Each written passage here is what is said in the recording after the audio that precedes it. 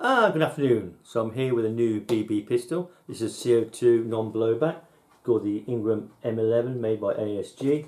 That's the information on the box. Okay, you got that.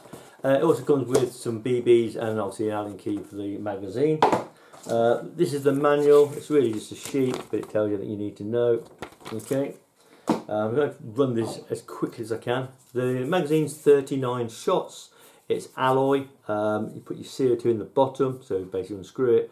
Bit of powder gun on your CO2, drop it in top first, and then do it up. Give it half a turn to pierce it. I always dry fire my CO2s just to make sure it's pierced before putting BBs in. Okay, load the BBs. You've got a guide here. You need to hook it. You need some nails as well for that. Hold it down, and then you roll your BBs in the top hole. Try and roll it sort of fairly upright so they'll roll down. Otherwise, they go back and you have to. It's a pain sometimes. I tell it to find it, have it more upright and pour them, and they generally roll into there. Okay, so we'll take 39, but I found it shot better putting 30 in because it reduces the spring pressure on the BBs, and because as the trigger's pulled, the barrel goes back in there, goes round the BB and fires the BB out.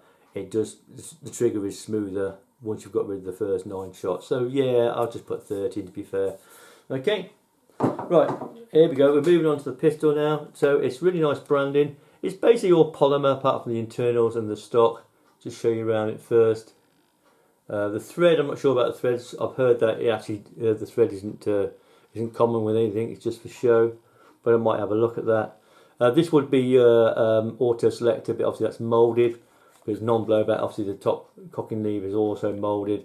Same with the ejector port. Your safety is where it should be at the front. So push it forward to release safety, pull it back to lock it, so you can do that with your finger, which is nice. Okay, I'll just show you the trigger actually. So the trigger's a long pull. If I can just show you the barrel, you can just get the light on the barrel there.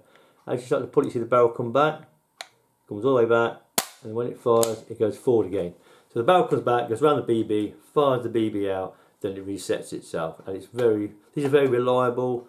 You get good FPS normally because non-blowback, and shot count is very good. In fact, the shot count on this turned out to be very, very good. Okay, sights wise, it's a peep sight, so there you go. You can just see the foresight there. So it's fixed front and back.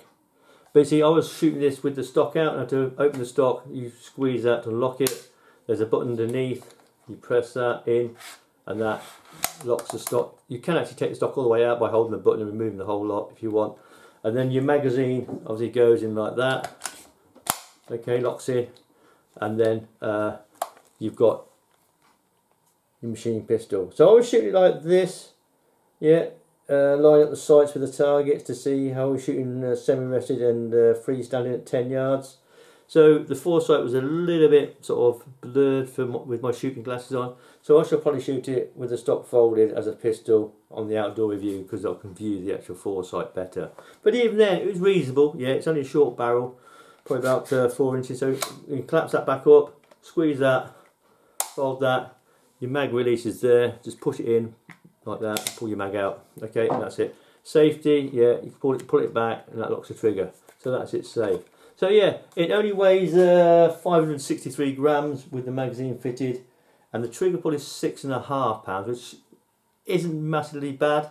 It's a long pull, but obviously it has to pull the barrel back before it can fire, so these sort of pistols, like the recent Baby Eagle I did, same sort of system. It pulls the barrel back and then fires the BB. So the trigger pull will always be long. Okay, but even then, it's very smooth.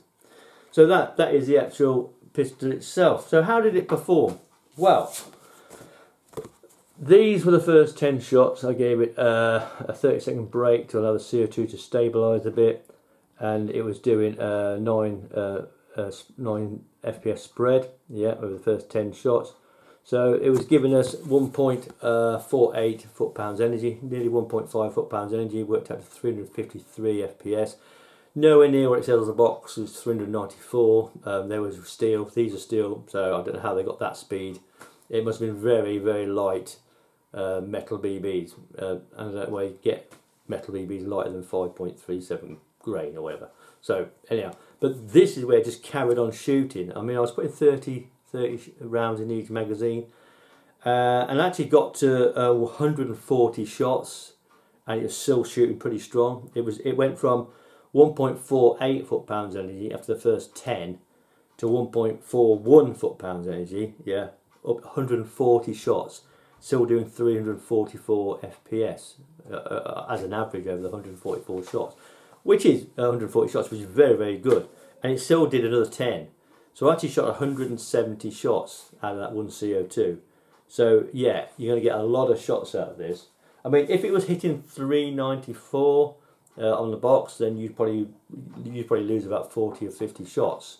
But this is doing a lot lower than that. You know, it's talking a good 40 FPS, well, 50 FPS slower. So obviously, the valve may bed in a bit more. It might eventually give you a bit more FPS, but out the box, it's doing that. Okay, so what do I think? Yeah, I like it actually. This was like 85 from Pelpax. So yeah, I mean, it's affordable. It's about the same sort of cost as a a C11. Uses the same sort of system, non-blowback, mainly polymer BB shooters, where you're going to get decent FPS, good shot count, and yeah, the accuracy was going to be pretty. Even though it's only a short barrel, like from there to there, it's probably what, about 3.5, 4 inches. I don't know what the actual barrel length is actually. I don't think I've measured it, but it's not particularly a long barrel. So how did it do at a target? Well, like I said, I was using the foresights. Wasn't really focusing very well on the foresights. But even then, semi-rested, 10 shots, I've got them pretty central. I mean, obviously, they're not massively wide, the group. So yeah, it wasn't too bad. And then I took it out, did a bit of 10 shots freestanding as well. And yeah, I had a few flyers, but even though there was still 5 central here. I've got 2 there and 2 there and 3 down here.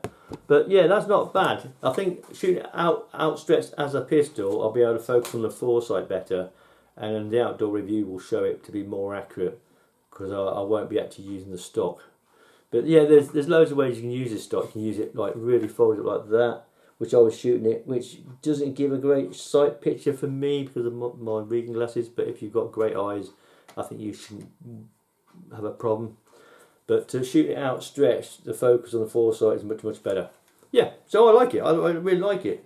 Obviously with the magazine in, it adds some weight to the grip, so it sits nicely in the hand. It's nicely balanced, like most like machine pistols where they go through the actual the grip itself. And the balance is there, like the uses. They're all nicely balanced in the hand, aren't they? Okay, so there you go. So just release that again.